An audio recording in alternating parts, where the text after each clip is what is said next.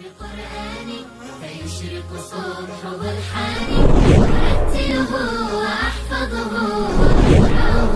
بمعاني أسير بدرب قرآني. ربيعي أنس أيامي صديقي بوح أحلامي شفاء الهم والشقوى يداوي جرحي دامي. ربيعي أنس أيامي صديقي بوح أحلامي.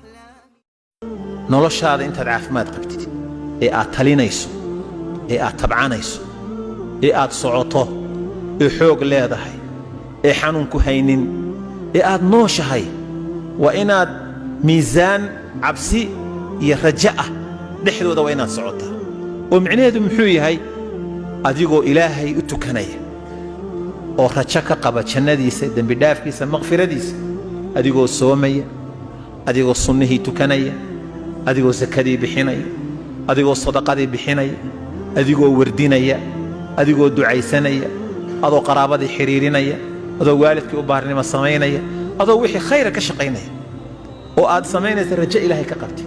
haddana cabsi waa inay kugu jirtaa oo maxay tahay cabsidu armaa ilaahay salaada kaa aqbali waaya armaa dembi kaa dhacay